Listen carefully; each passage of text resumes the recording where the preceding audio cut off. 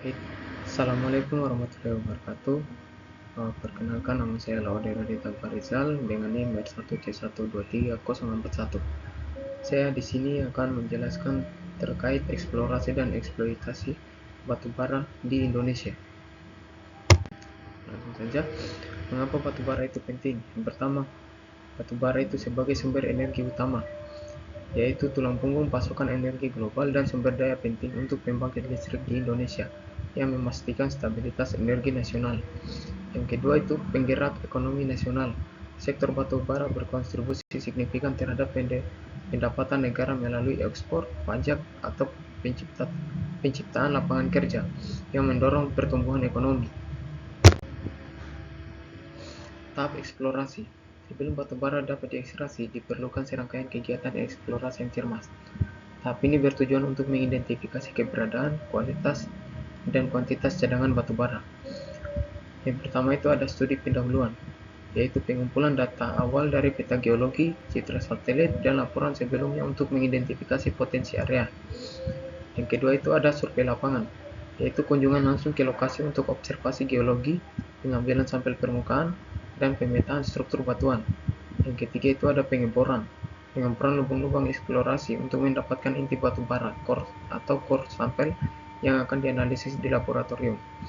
Dan yang terakhir yaitu analisis data, yaitu evaluasi data geologi, geofisika, dan hasil analisis inti batu bara untuk menghitung sumber daya dan cadangan. Nah, metode eksplorasi batu bara.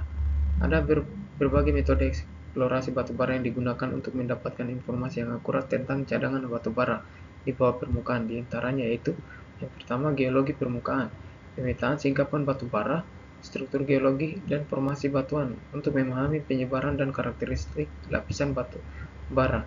Yang kedua itu ada metode geofisika, yaitu penggunaan metode seismik, gravitasi, dan magnetik untuk mendapatkan gambaran struktur bawah permukaan tanpa perlu pengeboran ekstensif.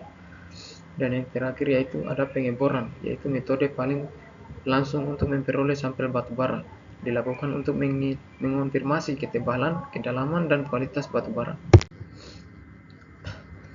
Berikutnya itu ada regulasi dan perizinan eksplorasi. Proses eksplorasi batu bara diatur ketat oleh pemerintah untuk memastikan praktik yang bertanggung jawab dan berkelanjutan. Yang pertama itu ada izin usaha pertambangan atau IU, yaitu tahapan pertama yang harus dimiliki perusahaan untuk melakukan kegiatan eksplorasi batu bara sesuai dengan undang-undang pertambangan yang mengatur hak dan kewajiban pelaku usaha, termasuk standar keselamatan dan lingkungan. Dan yang kedua itu ada analisis dampak lingkungan atau AMDAL, yaitu studi komprehensif untuk mengidentifikasi, memprediksi, dan mengevaluasi dampak penting proyek terhadap lingkungan hidup.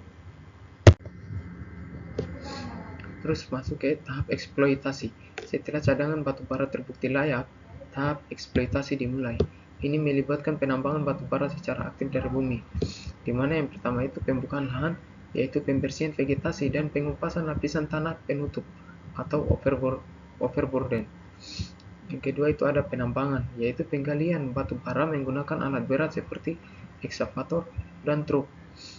Ketiga itu ada pencucian dan pemilahan batu bara untuk meningkatkan kualitasnya. Dan yang terakhir yaitu pengangkutan, yaitu pengiriman batu bara ke lokasi penyimpanan dan tempat penggunaan terakhir. Teknologi pertambangan batu bara.